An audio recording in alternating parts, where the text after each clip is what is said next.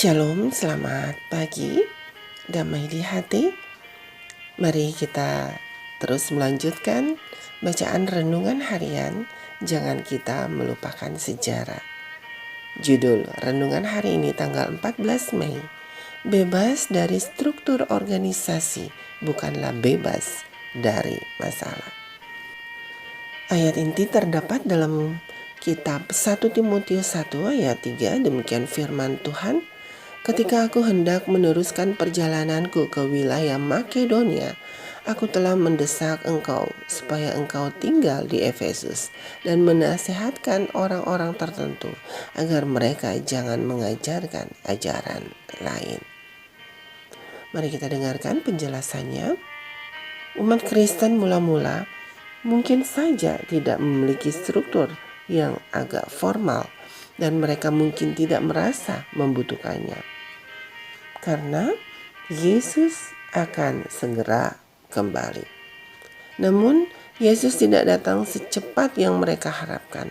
Hal itu mengakibatkan berbagai masalah di gereja yang perlu ditangani. Jadi, pada saat Paulus menulis surat-suratnya dalam 1 Timotius, 2 Timotius, dan Titus, ia harus berurusan dengan pembuatan suatu mekanisme untuk menjaga ketertiban di jemaat. Adventisme mengalami pengalaman yang serupa. Sejak September 1849, kita mendapati James White mengajukan argumen untuk dukungan finansial bagi para pengkhotbah keliling dalam gerakan itu dan perlunya menangguhkan seorang wanita yang bermasalah dari persekutuan. Kemudian pada Maret 1850, dalam konteks pernyataan mengenai seseorang yang menurutnya tidak dipanggil Tuhan untuk menjadi pengkhotbah keliling, James menulis tentang perlunya bergerak berdasarkan tata tertib Injil. Kekhawatiran istrinya tampaknya sejalan dengan kekhawatirannya. Pada bulan Desember 1850, ia menulis, "Saya melihat bahwa segala sesuatu di sorga berada dalam tatanan yang sempurna." Malaikat berkata, "Lihatlah, Kristus adalah kepala. Bergeraklah sesuai aturan. Bergeraklah berdasarkan tata tertib. Ambillah makna bagi segala sesuatu."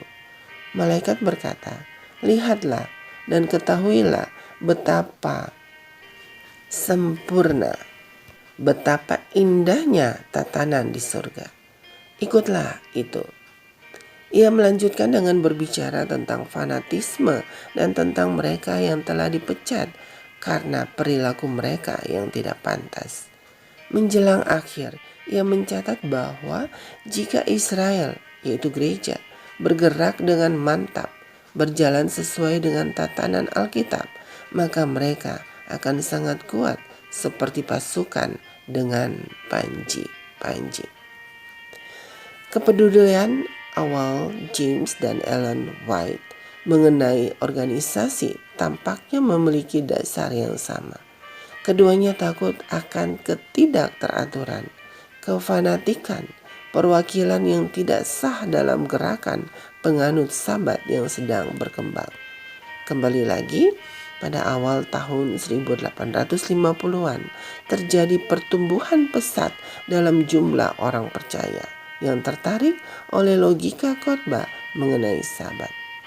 Dalam waktu 3 tahun yang singkat, yaitu pada tahun 1852, pengikut gerakan tersebut telah melonjak dari sekitar 100 menjadi lebih dari 2000.